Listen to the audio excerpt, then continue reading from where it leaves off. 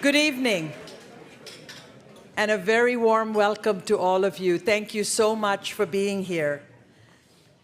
What a thrill it is to be a part of this celebration. My name is Subha V. I am so proud to participate in the transformational work that the Institute for Women's Leadership is doing. I'd like to build a little bit on something that Rebecca spoke about a little earlier. And that's really about trying to make leadership more visible. I know it sounds a little bit funny, but what if tomorrow morning each one of us went out and we decided to create our own mini awards ceremony? Just imagine that.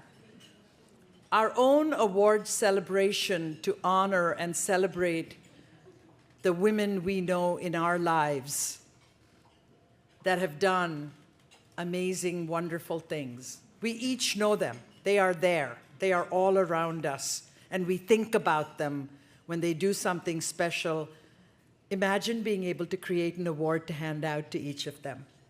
Strange idea, but I think, it's not very practical, but how amazing would it be if we were actually able to do that? I'm not suggesting that we each literally go off and start to create these awards, but I want each one of us to think about those people who, in a million little ways, are making that difference around us. What can we do to call that out? What can we do to reach out to them, to acknowledge it, to speak about them to someone else, to celebrate them, to lift them up? That sort of visibility, shining that light on someone, allowing somebody else to be rendered visible, is such a powerful way to light up the world. I think that kind of recognition is a reward all its own.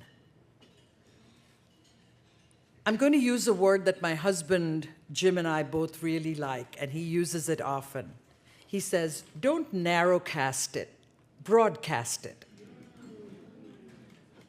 So if you know me at all, you know how strong a supporter of Rutgers University I am. And while there are many, many, many things I love about the university, the central reason, the authentic reason, boils down to a few deeply held passions.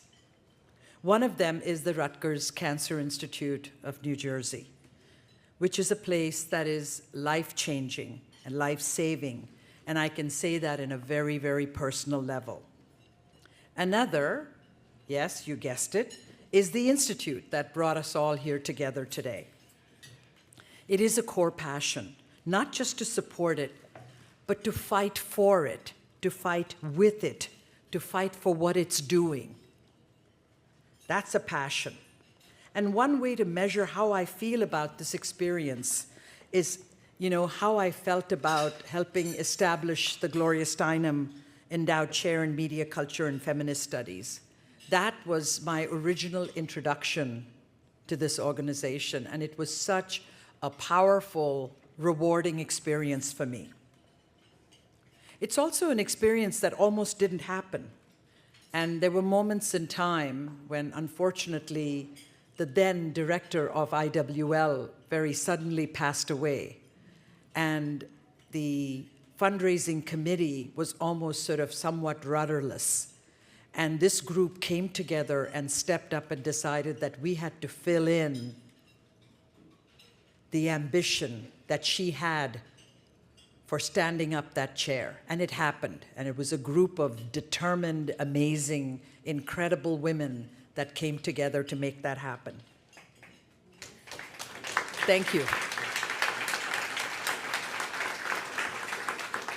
And just as a sidebar, do you know that when we went to Gloria Steinem to ask permission to endow a chair in her name, one of the things we wondered was, why was there never a chair in her name at any university in this country?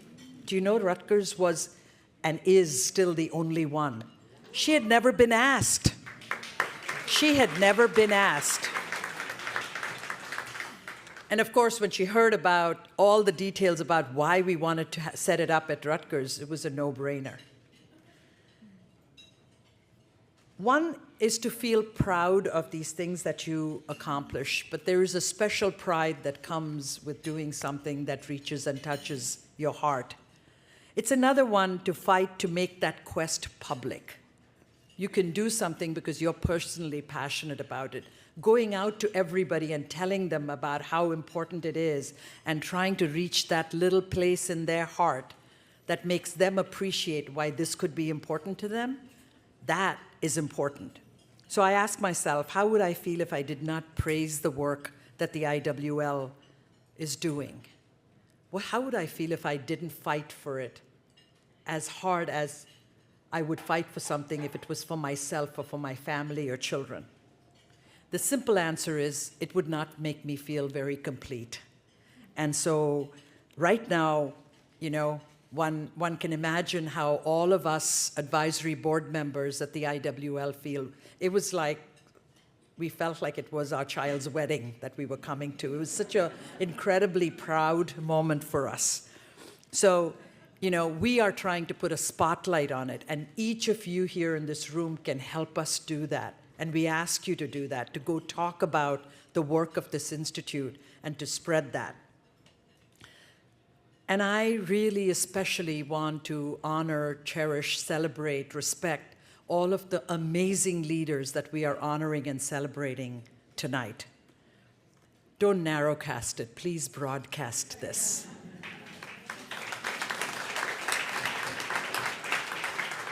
And just like all of you, when I want to be part of something and I genuinely feel it in my heart, I'm eager to broadcast it.